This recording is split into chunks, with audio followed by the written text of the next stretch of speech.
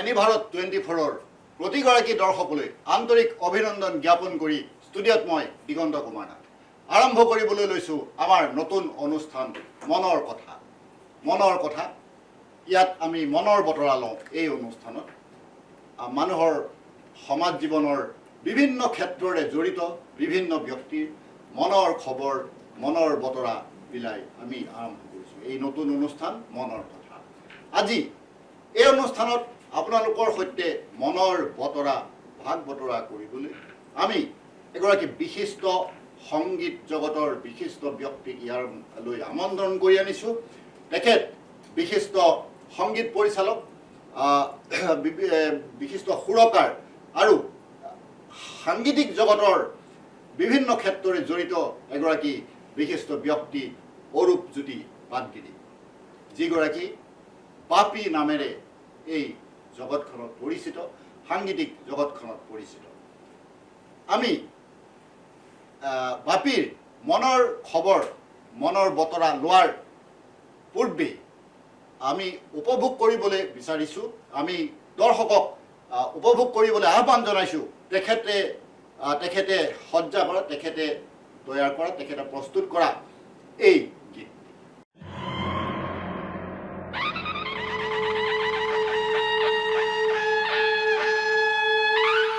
শংখ বজোৱা, ঘণ্টা বজোৱা, ৰণশিঙা তুলি প্ৰহৰ সজোৱা, কবচ কাপোৰ দিয়া পিন্ধাই কৌটি সন্তান যাওঁ আগুৱাই দেশত সন্ধিক্ষণ চম চম চম চম।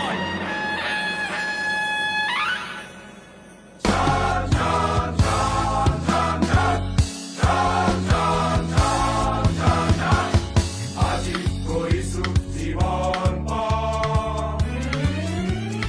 আজি কৰিছো মৰণ পণ,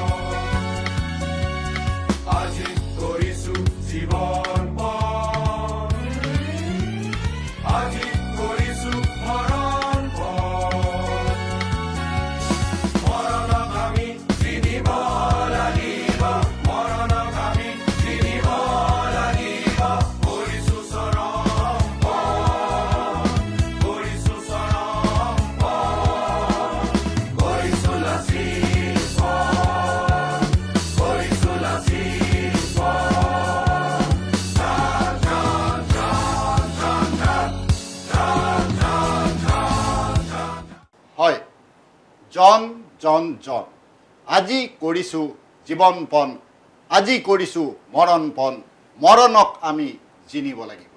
এনে কথাৰে, এনে কথাৰ সুৰ দি প্ৰাণ দি এইগৰাকী বাপীয়ে সংগীত ক্ষেত্ৰত নিজৰ প্ৰভুত্ব, নিজৰ কৰ্ম অব্যাহত ৰাখিছে। অদূৰ ভৱিষ্যতে তেখেত আগবাঢ়ি গৈ আছে। আমি বাপীক এই কথা সুধিব বিচাৰিছোঁ, তেখেত সংগীত জগতখনলৈ কিয় আহিল? প্ৰথম কথা, সংগীতৰ প্ৰতি তেখেতে আকৰ্ষণ কিয় অনুভৱ কৰিলে? কি কাৰণে এই সংগীতৰ জগতত তেখেত আজি পৰ্যন্ত এনেধৰণে জড়িত হৈ থাকিলে? সেই বিষয়ে আমি তেখেতৰ মুখৰ পৰাই জানিবলৈ বিচাৰিছোঁ।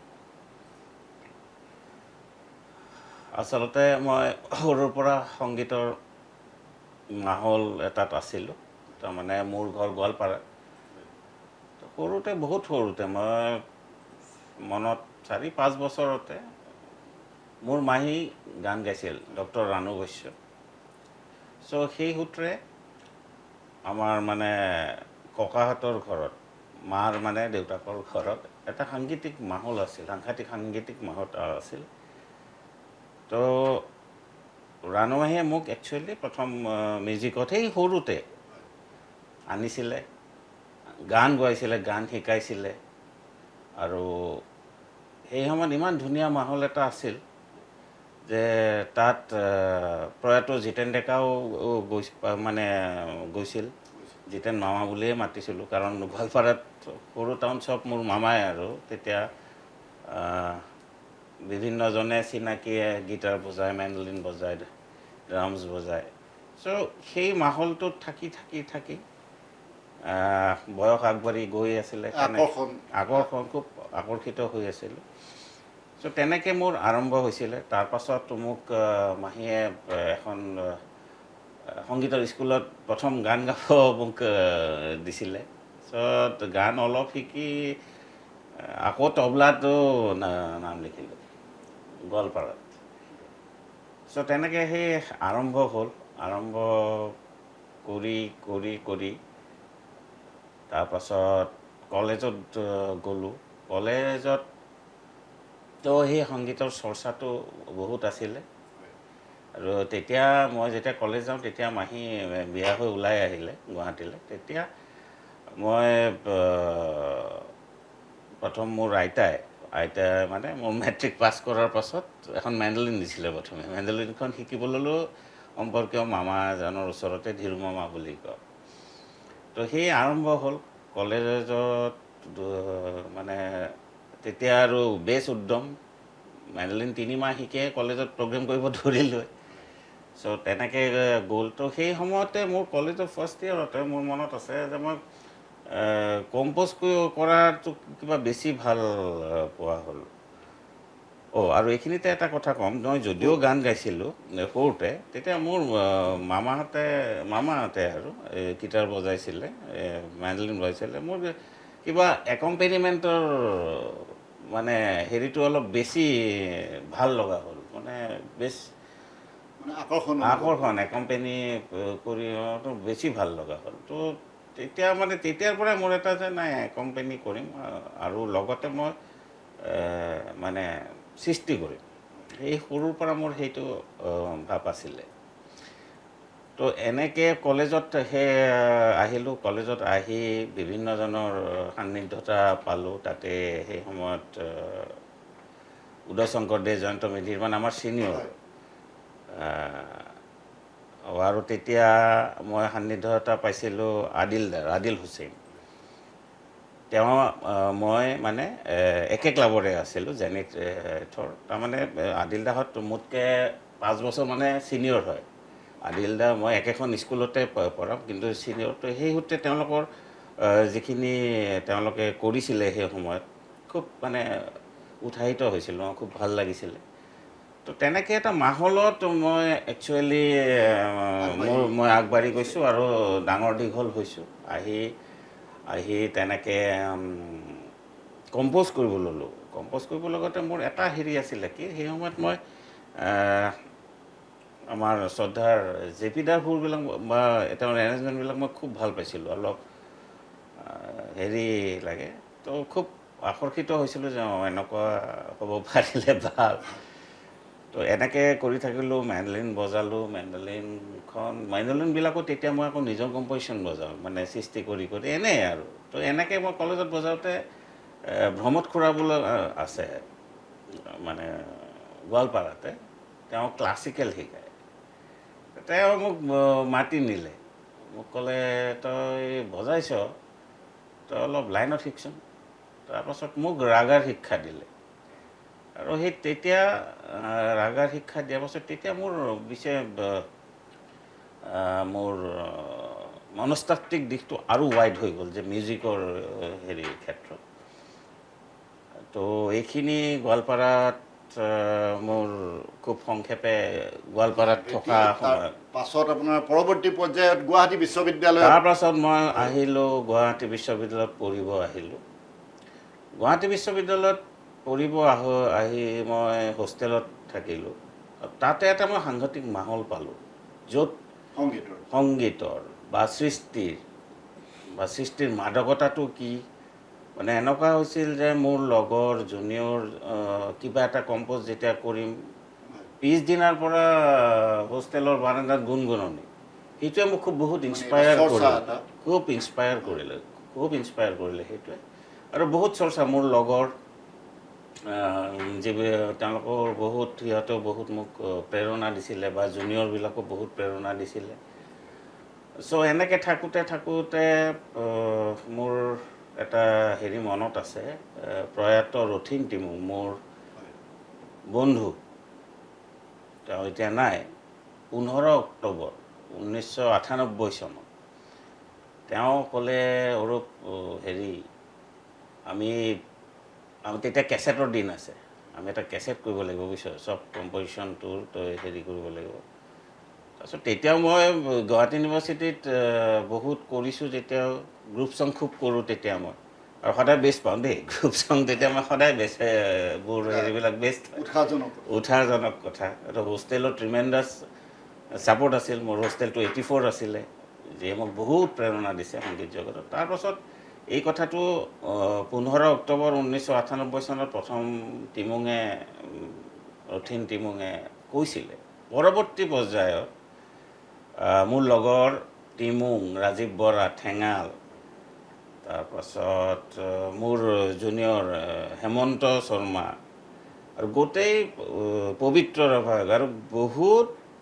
মানে জড়িত মানে মোৰ জুনিয়ৰৰ চেষ্টাত হ'ল কি মোৰ মিউজিক ডাইৰেকশ্যনত স্পন্দন বোলা এটা কেছেট বাহিৰ কৰিছিল চ' মোৰ সাংগীতিক জীৱনৰ সংগীত পৰিচালক হৈছে আত্মপ্ৰকাশ এই স্পন্দনৰ জৰিয়তে য'ত মোৰ লগৰ মোৰ জুনিয়ৰবিলাকে বা ছিনিয়ৰবিলাকে বহুত উৎসাহিত কৰিছিল আৰু এনেকেই মোৰ সংগীত জগতত আজিৰ সংগীত জগতত মই পদাৰ্পণ কৰিছিলোঁ ধন্যবাদ জনাইছোঁ মই বাপীলৈ ওৰফে অৰূপজ্যোতি পাটগিৰিলৈ এইগৰাকী ব্যক্তি তেখেত বিশিষ্ট সংগীত পৰিচালক সুৰকাৰেই নহয় তেখেত এগৰাকী সুদক্ষ গীটাৰবাদক এইগৰাকী ব্যক্তিয়ে বাপীয়ে ইতিমধ্যে 6খন অসমীয়া চলচ্চিত্ৰৰ সংগীত পৰিচালনা কৰিছে যেনে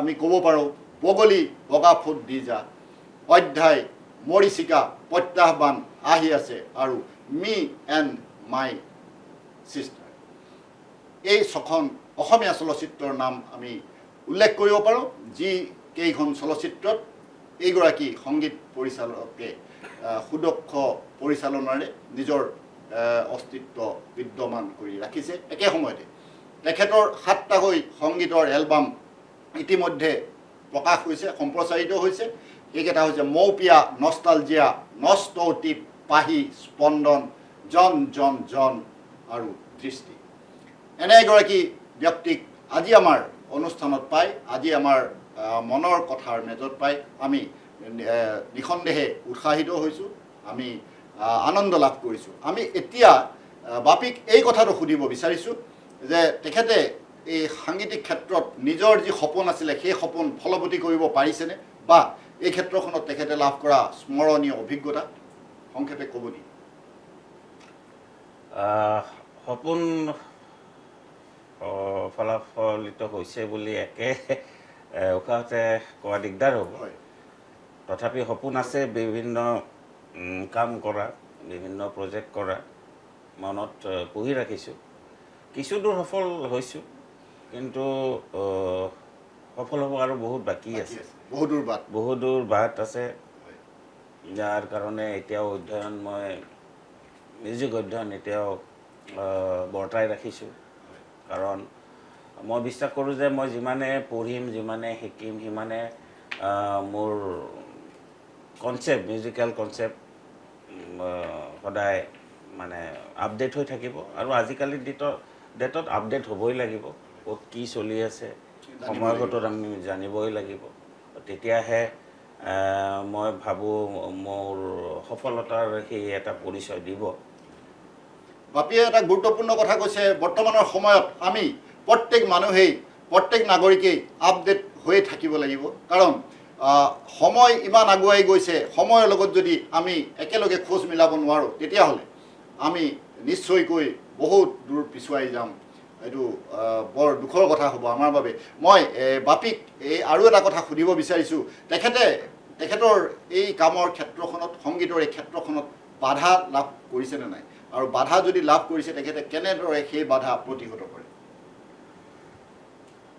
প্ৰথম কথাটো ক'ম মই ঘৰুৱা বাধা এতিয়া মোৰ ঘৰুৱা বাধা নাই আমি ঘৰুৱা কথা পাতিম আমাৰ কিন্তু এই হেৰি বাকী বাধা কিছুমান আহে বাধা কেনেকুৱা আহে যেতিয়া চিনেমা এখনৰ কাৰণে মিউজিক কৰিম মোক মিউজিক ডাইৰেক্টৰ হিচাপে দিব স্ক্ৰিপ্ট পঢ়ি চাম অমুক চাম তেতিয়া যেতিয়া মই মোৰ দিশত কম্প'জ কৰি লওঁ, তাৰপাছত ডাইৰেক্টৰ বা কেমেৰামেনৰ হেৰিৰ লগত আলোচনা কৰোঁ, তেতিয়া কিছুমান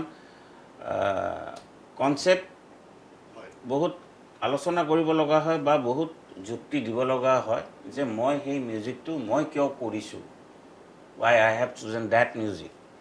কাৰণ মই যদি লজিক দিব নোৱাৰোঁ, কাৰণ এটা ভাষা, মিউজিক এটা ভাষা, কেমেৰা এটা ভাষা, গোটেই ভাষাৰ সমাৰোহ, ভাষাটো মই চিনক্ৰনাইজ কৰিব পাৰিব লাগিব।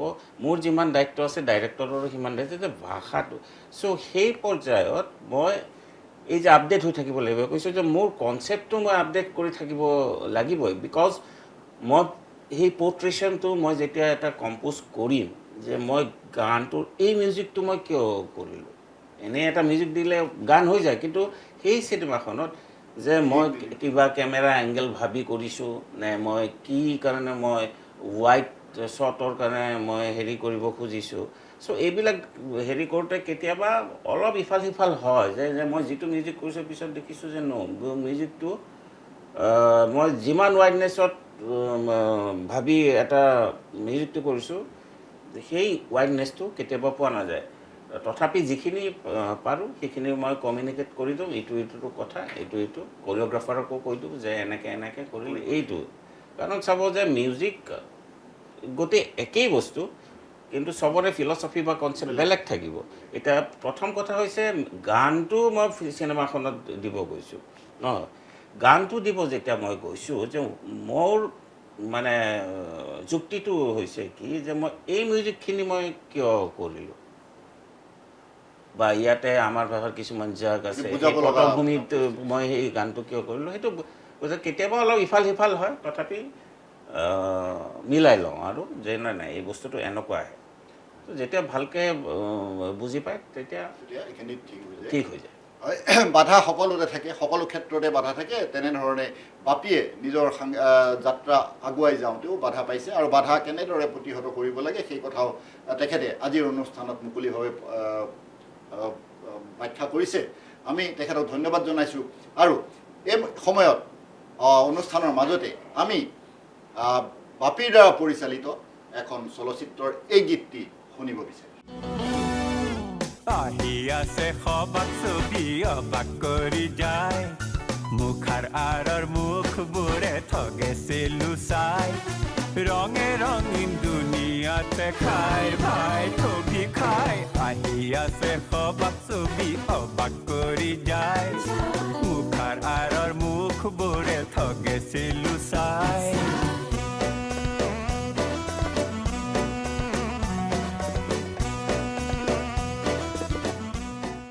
হয়, আহি আছে সবাক ছবি অবাক কৰি যায়, মুখাৰ আঁৰৰ মুখবোৰে ঠগেছে লুচাই।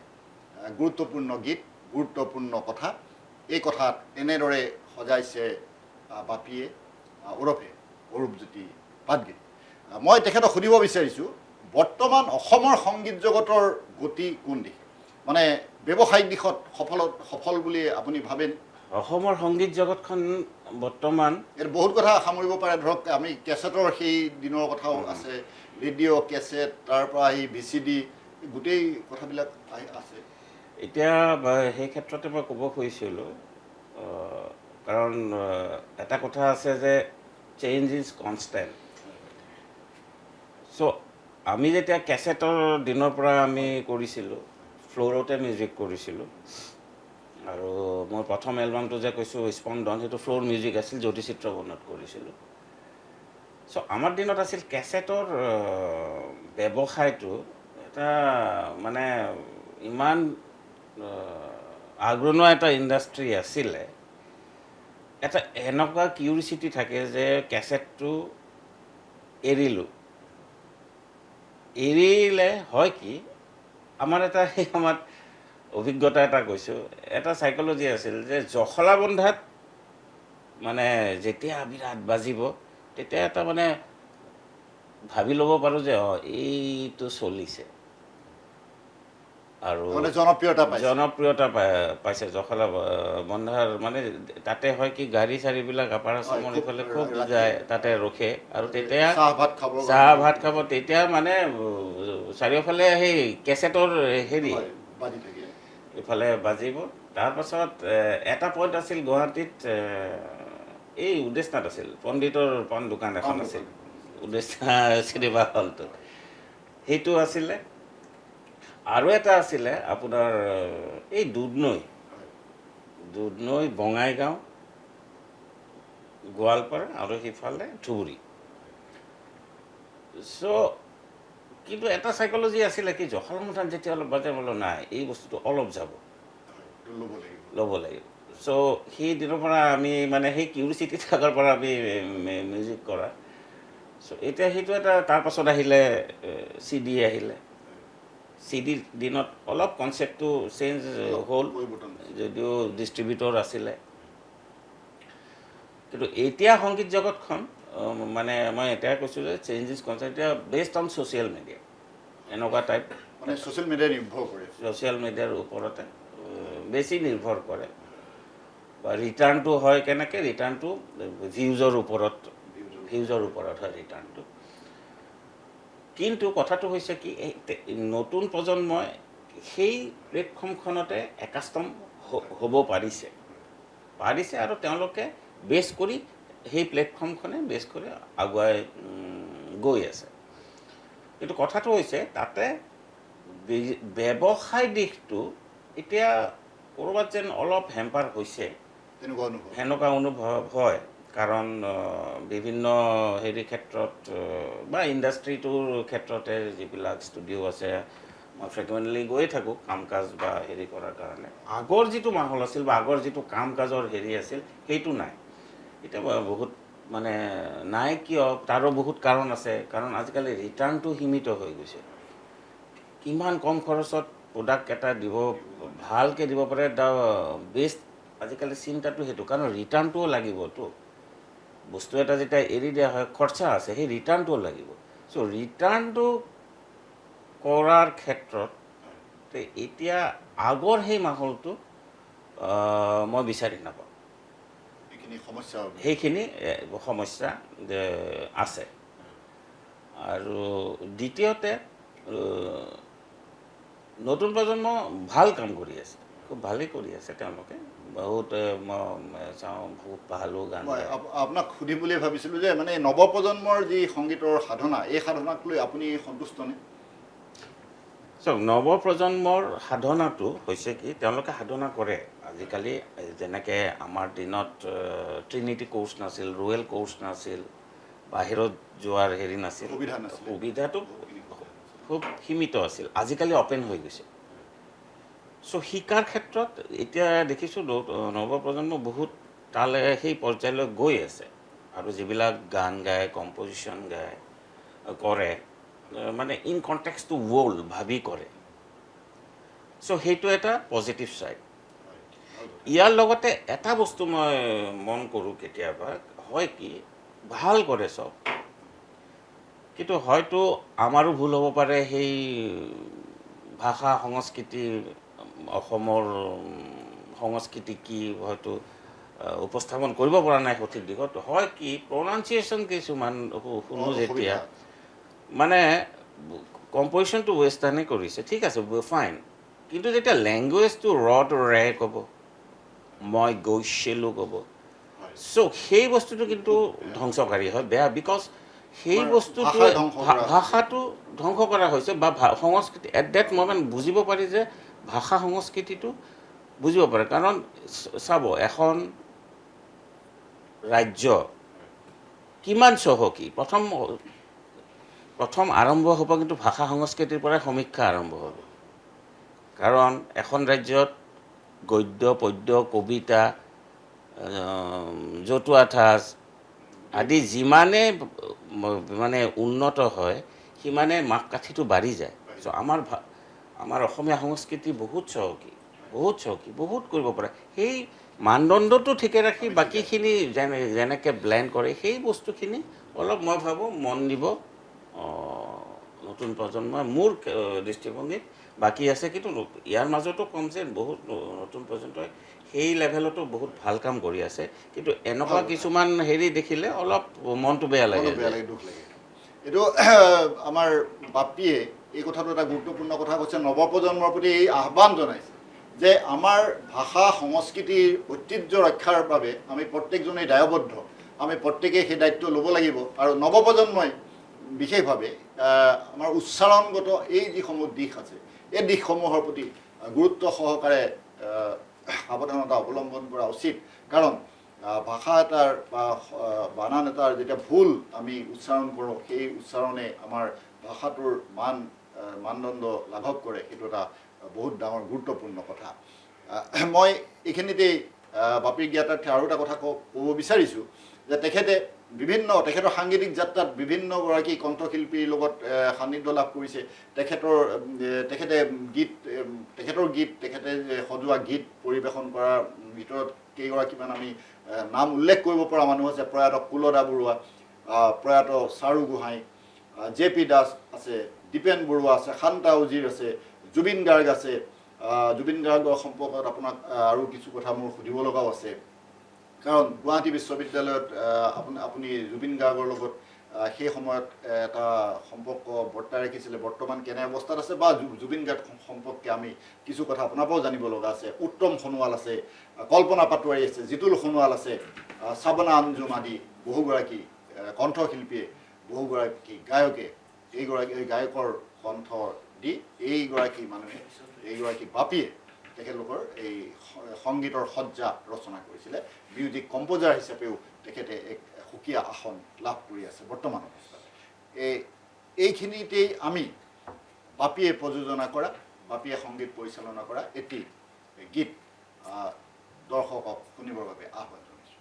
দেখিছানে, বুজিছানে, তুমি বাৰু ভাবিছানে, সপোনতে জুমিছানে, দুচকুৰে হাঁহিছানে, মনৰে কথাবোৰ নবজা ভাষাবোৰ বৈ যায়, কৈ যায়, কৈ যায়।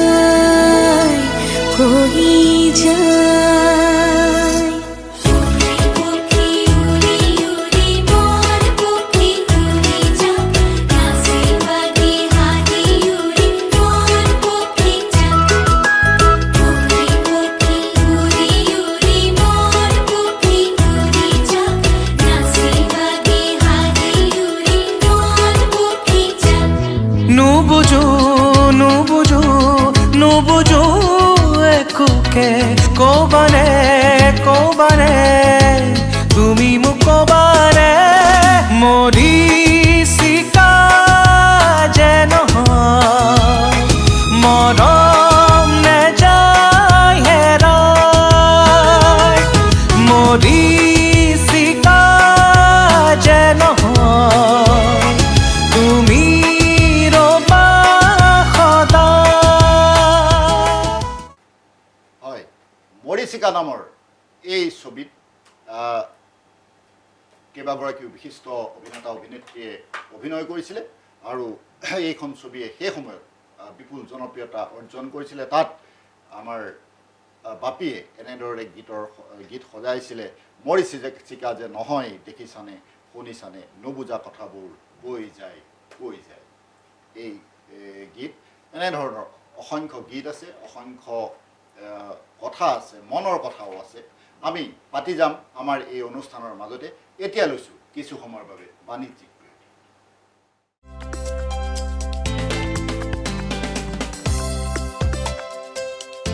আপোনাৰ ঘৰখন আৰু অফিচ চালে চকুৰোৱাকৈ সজাওক। আজি আহক সকলো ধৰণৰ অত্যাধুনিক ফাৰ্নিচাৰৰ বাবে চিটি ফাৰ্নিচাৰ 6 মাইল গুৱাহাটী। আমাৰ ঠিকনা 6 মাইল পাঞ্জাবাৰী ৰোড, পুৰবী ডায়েৰীৰ সন্মুখত, গুৱাহাটী। আমাৰ যোগাযোগ নম্বৰ 9435013969।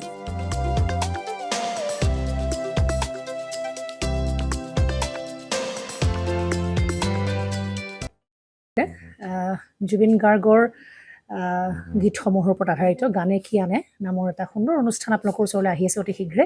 অহা 15 আগষ্টৰ পৰা ধেমাজিৰ পৰা প্ৰথম অডিশ্যন আৰম্ভ হ'ব আৰু সেই অডিশ্যনৰ যোগেদি বিভিন্ন কণ্ঠশিল্পীসকলে যিসকলে এই অনুষ্ঠানত যোগদান কৰিব বিচাৰে তেওঁলোকে এই অডিশ্যনৰ যোগেদি আগবাঢ়ি আহক আৰু জুবিন গাৰ্গৰ বহুত ভাল লগা গান আমি সদায় শুনি আহোঁ আৰু আপোনালোকৰ যদি ভাল লগা গান থাকে জুবিন গাৰ্গৰ আপোনালোকে গাই ভাল পায় তেন্তে এই অডিশ্যনত যোগদান কৰক। মোৰ ফালৰ পৰা আন্তৰিক শুভকামনা থাকিল এই সম্পূৰ্ণ অনুষ্ঠানটোলৈ। ধন্যবাদ।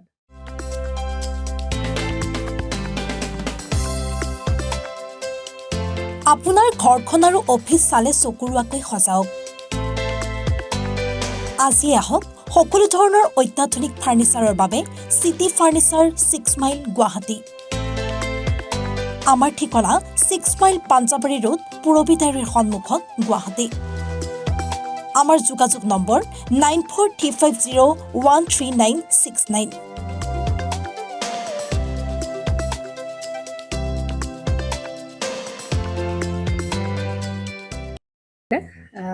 জুবিন গাৰ্গৰ গীতসমূহৰ ওপৰত আধাৰিত গানে কি আনে নামৰ এটা সুন্দৰ অনুষ্ঠান আপোনালোকৰ ওচৰলৈ আহি আছে অতি শীঘ্ৰে।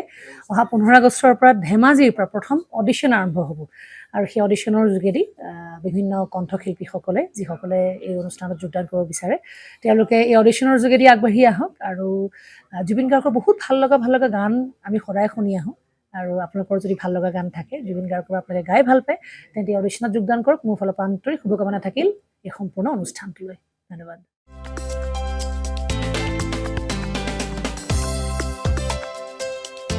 আপোনাৰ ঘৰখন আৰু অফিচ চালে চকুৰোৱাকৈ সজাওক। আজি আহক সকলো ধৰণৰ অত্যাধুনিক ফাৰ্ণিচাৰৰ বাবে চিটি ফাৰ্ণিচাৰ 6 মাইল গুৱাহাটী। আমাৰ ঠিকনা 6 মাইল পাঞ্জাবাৰী ৰোড পুৰবিতাৰীৰ সন্মুখত গুৱাহাটী। আমাৰ যোগাযোগ নম্বৰ 9435013969।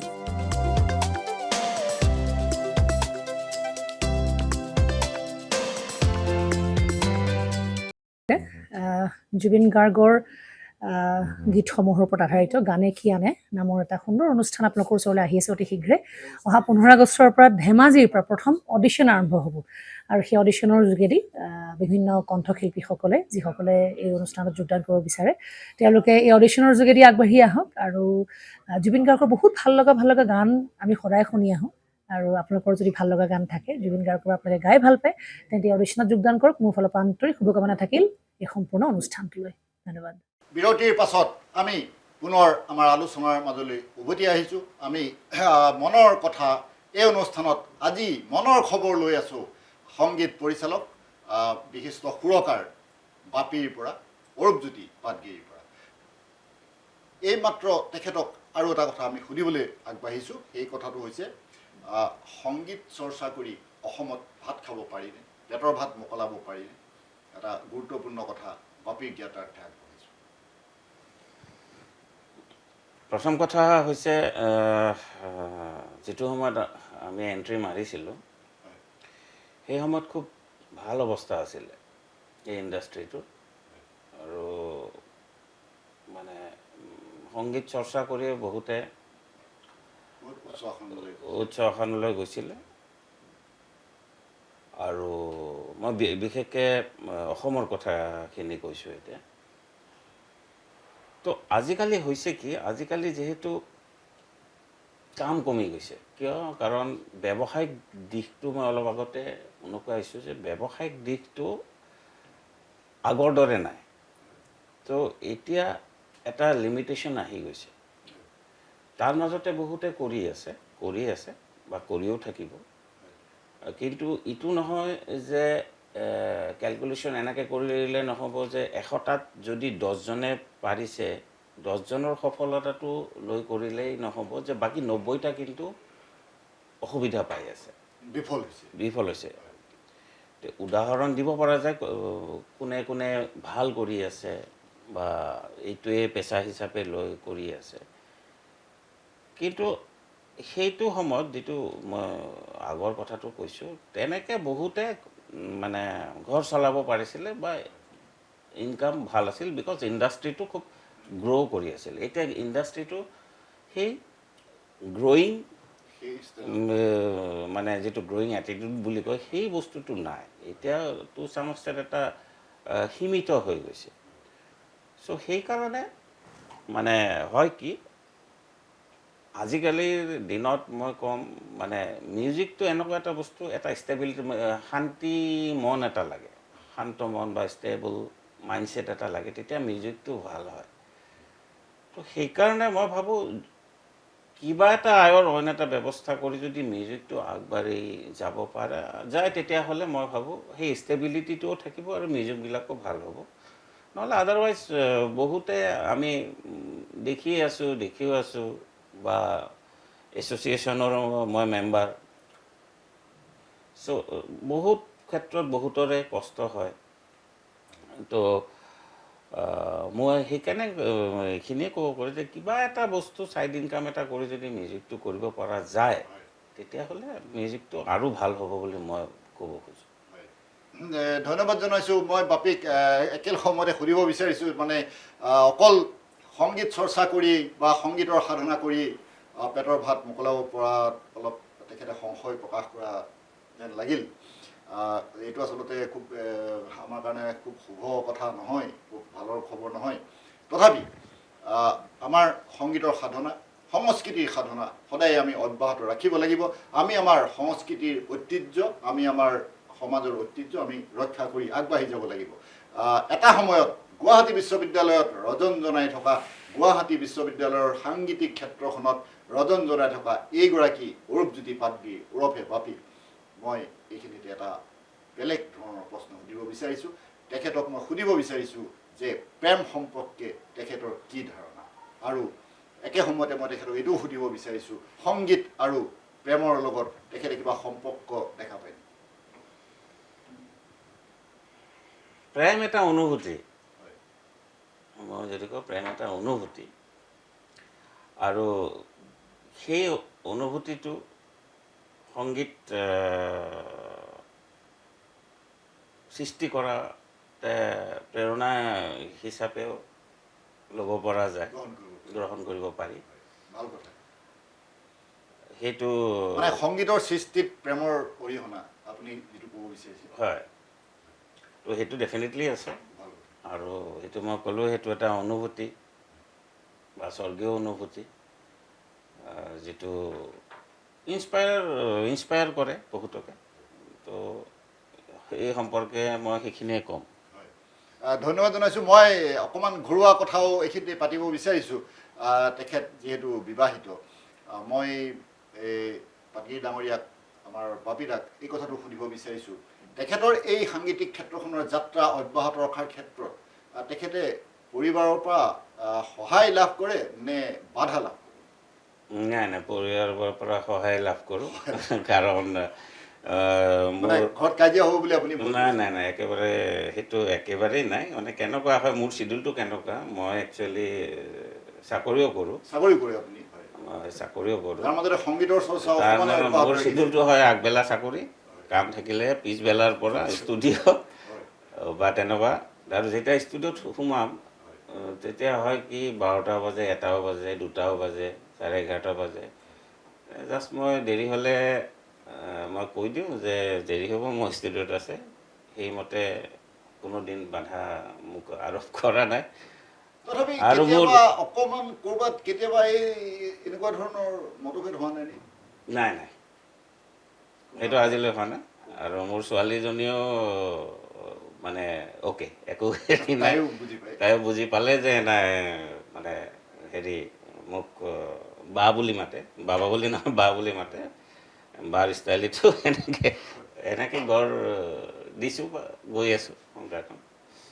বাপী দাই খুব এটা ভাল কথা ক'লে খুব এটা গুৰুত্বপূৰ্ণ কথা ক'লে যে তেখেতে ঘৰুৱাভাৱে ঘৰৰ পৰা এতিয়ালৈকে কোনো ধৰণৰ বাধা পোৱা নাই তেখেতে এই যাত্ৰা অব্যাহত ৰখাত কাৰণ এই কথাটো তেখেতক যদিও ধেমেলীয়া সুৰত সুধিছোঁ কিন্তু যদি ভাবি চাবলৈ যোৱা যায় এই পাৰিবাৰিক এই সম্পৰ্কৰ কথাবোৰ সৃষ্টিৰ লগত জড়িত মানুহৰ ক্ষেত্ৰত বহু ক্ষেত্ৰত অসুবিধাৰ সৃষ্টি কৰে আমি শেহতীয়া ঘটনাক্ৰমৰ পৰা এই কথা উপলব্ধি কৰিব পাৰোঁ এগৰাকী বিশিষ্ট সংগীত শিল্পী বৰেণ্য সংগীত শিল্পী বৰ্তমানো নিৰুদ্দিষ্ট অৱস্থাত আছে আমি সেই ঘটনালৈ যদি চাওঁ তেতিয়াহ'লে দেখা পাম তাতো কিছুমান পাৰিবাৰিক কথাৰ অভিযোগ আছে। গতিকে এনেধৰণৰ ঘটনাৰ ভিতৰত আমাৰ বাপিদা অৰূপজ্যোতি পাটগিৰি সম্পূৰ্ণৰূপে নিৰাপদে আছে, এইটো আমাৰ বাবে সকলোতকৈ ভাল লগা খবৰ, ভাল লগা কথা। এতিয়া আমি তেখেতৰ পৰিচালনাত আৰু এটা গীত শুনিব বিচাৰিছোঁ এখন অসমীয়া চলচ্চিত্ৰ।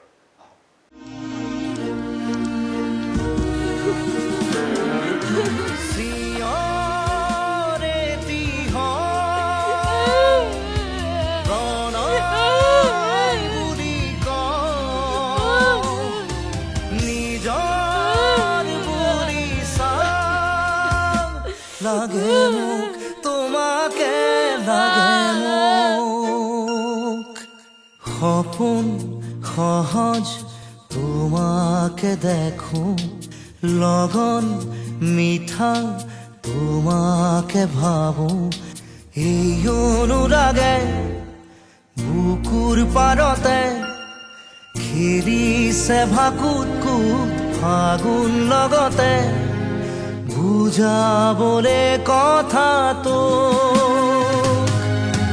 চিঞৰে তিহ প্ৰণয় বুলি কওঁ নিজৰ বুলি চাওঁ লাগে মোক তোমাকে লাগে মোক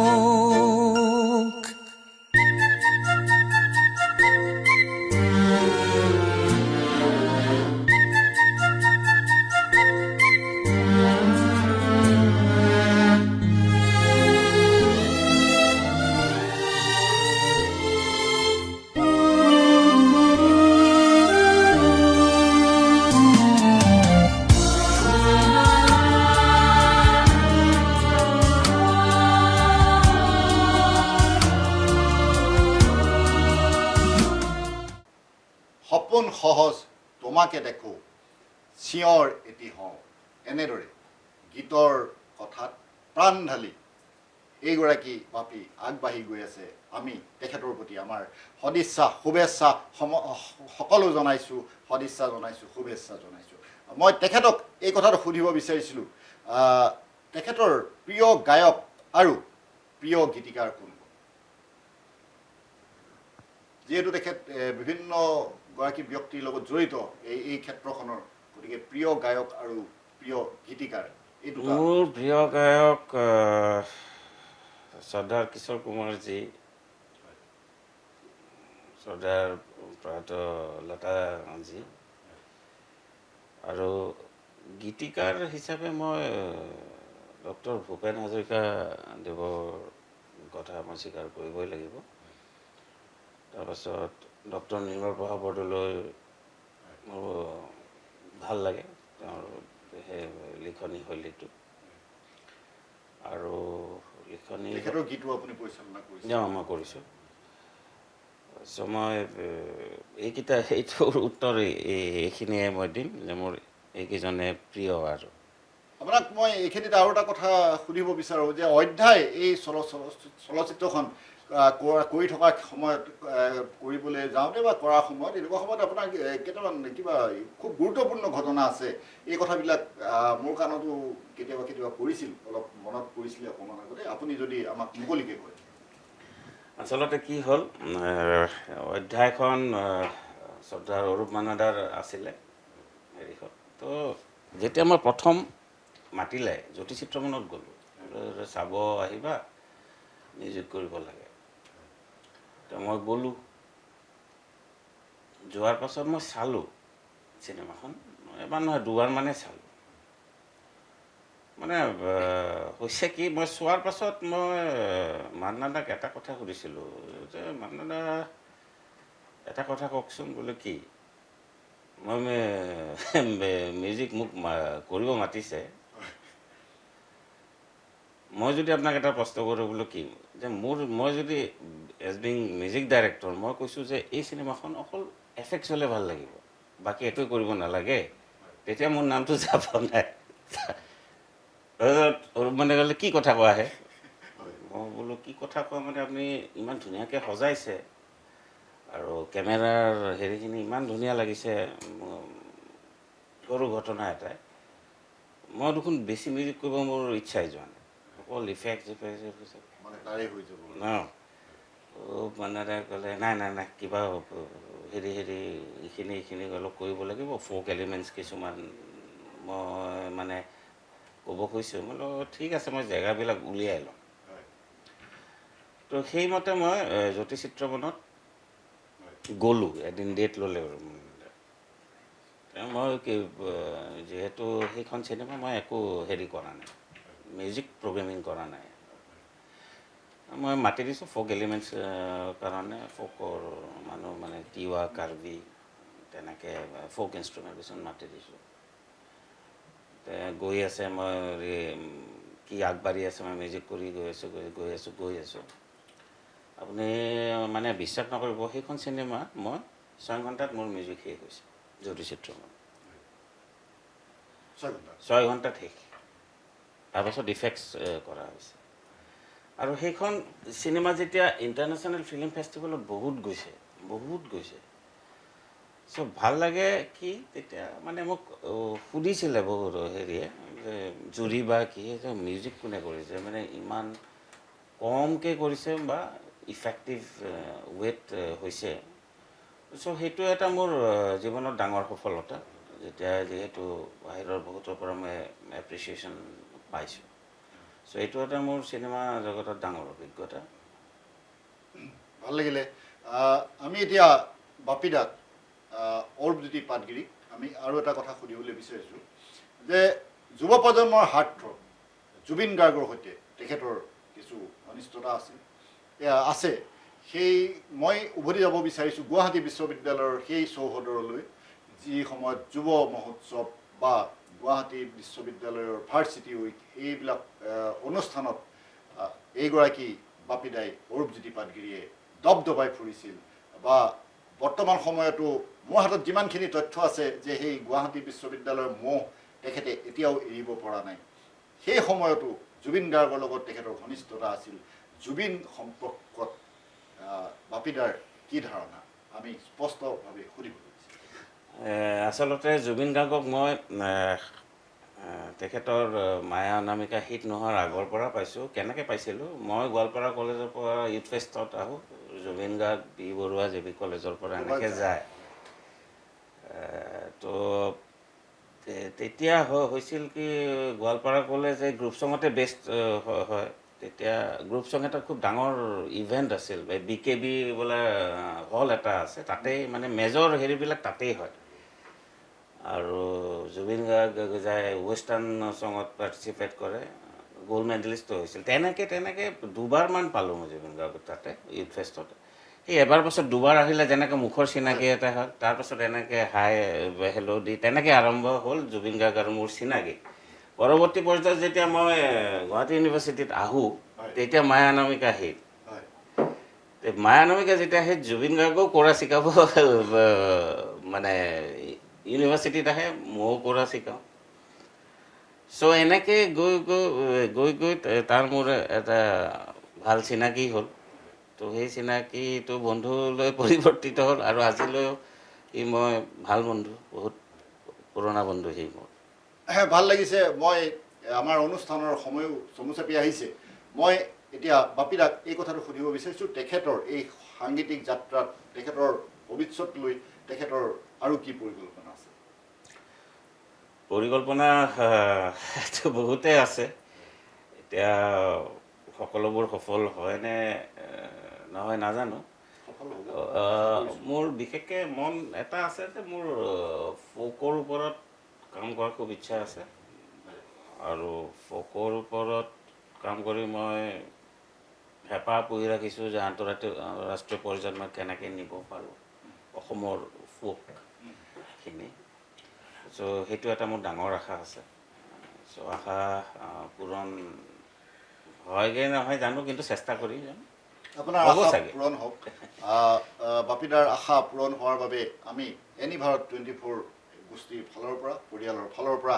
আমি আমাৰ সদিচ্ছা জনাইছোঁ আমি শুভেচ্ছা জনাইছোঁ মই আৰু এটা কথা এইখিনিতে তেখেতক সুধিব বিচাৰোঁ কাৰণ এই ফ'ক এই সংস্কৃতিক লৈ তেখেত বিশেষভাৱে জড়িত সেই বিষয়েও তথ্য মোৰ হাতত আছে আপুনি এটা কথা আমাক ক্লিয়াৰ কৰি ক'ব নেকি আমাক মুকলিভাৱে ক'ব নেকি যে আমাৰ যি এই জনগোষ্ঠীয় সংগীত বা গীত মাতৰ চৰ্চা এইখিনি আছে এইখিনি উলিয়াই অনাৰ ক্ষেত্ৰত আমি ক'ৰবাত পিছ পৰি ৰৈ আছোঁ নেকি বা আমি উলিয়াই আনিবলৈ হ'লে আমাৰ আৰু কেনেধৰণৰ পদক্ষেপৰ দৰকাৰ আপুনি কি ভাবে পদক্ষেপ বহুতে আজিকালি কৰি আছে এনেকুৱা হেৰিবিলাক বাহিৰত লৈ যাবৰ কাৰণে আৰু কাৰণ সেইটোৱেতো জাতিৰ পৰিচয় জাতিৰ হেৰিটো চ' সেই পৰিচয়টো আৰু আন্তঃৰাষ্ট্ৰীয় প্লেটফৰ্মত দিব আমি আৰু যত্ন কৰিব লাগিব আৰু শুদ্ধ ৰূপত কিন্তু দেই শুদ্ধ ৰূপত যিহেতু কাৰণ আন্তঃৰাষ্ট্ৰীয় পৰ্যায়ত শুদ্ধ ৰূপত দিয়াটো বহুত দৰকাৰ কাৰণ যদি সেইটো এটা ৰিচাৰ্চৰো প্ৰয়োজন আছে তো সেনেকুৱা ৰিচাৰ্চ মই কৰি আছোঁ চ' নহ'লে বস্তুটো যেতিয়া আন্তঃৰাষ্ট্ৰীয় পৰ্যায়ত গুচি যায় যদি বেলেগ এটা ৰূপত লয় সেইটোৱে একচেপ্টেবিলিটিটো তাতে সেই তেনেকেই হয় আৰু তেতিয়া বাহিৰৰ মানুহক সেই তেনেকেই গাব বা শুনিব চ' গতিকে সাৱধান হ'ব লাগিব বা ৰিচাৰ্চৰো যথেষ্ট প্ৰয়োজন আছে সেইখিনি মই এতিয়া কৰি আছোঁ আৰু বাকী বহুতে কিন্তু ভালো কাম কৰি আছে সকলোৱে ভাল কাম কৰে সকলোৱে মিলিজুলি জাতিটো বিশ্ব দৰবাৰত প্ৰতিষ্ঠা কৰিব সকলোৰে সহায় সহযোগিতা লাগিব মই এই বিষয়ে সেইখিনিয়ে কওঁ ধন্যবাদ জনাইছোঁ বাপি দাক আৰু অৰূপজ্যোতি পাটগিৰিক আমি আন্তৰিক ধন্যবাদ জনাইছোঁ এতিয়া আমাৰ সময়ো চমু চাপি আহিছে মনৰ কথাত আজি আমি খবৰ ল'লোঁ অৰূপজ্যোতি পাটগিৰি ওৰফে বাপিদাৰ সংগীত পৰিচালক সুৰকাৰ অৰূপজ্যোতি পাটগিৰি ওৰফে বাপিদা তেখেতে এই নামেৰেই গোটেই জগতখনত পৰিচিত আৰু তেখেতে বাপি বুলি ক'লে সকলোৱে জানে দূৰ দিগন্তলৈ অগ্ৰসৰ হওক তেখেতৰ এই স্বপ্নই সদায় প্ৰাণ পাওক আমি আমাৰ ফালৰ পৰা সেই আশা কৰিছোঁ আৰু সংগীত জগতলৈ তেখেতে যাতে অযুত সম্ভাৱনাৰ জোৱাৰ বোৱাই আনিব পাৰে সেই কামনাও আমি কৰিছোঁ পৰৱৰ্তী মনৰ কথাত আমি আৰু এজন নতুন অতিথিৰ সৈতে সাক্ষাৎ হ'ম নতুন অতিথিক লগ পাম এই অনুষ্ঠান চাই থকাৰ বাবে আপোনালোক সকলোলৈকে মোৰ আন্তৰিক ধন্যবাদ জনাইছোঁ আৰু আজি আমাৰ আমন্ত্ৰণ ৰক্ষা কৰি আমাক এইখিনি সময় দিয়াৰ বাবে বিভিন্ন ব্যস্ততাৰ মাজতো অৰূপজ্যোতি পাটগিৰি ওৰফে বাপিদালৈ আন্তৰিক ধন্যবাদ জনাইছোঁ জনাই এই অনুষ্ঠান ইমানতে সামৰণি মাৰিছোঁ চাই থাকিব এনি ভাৰত 24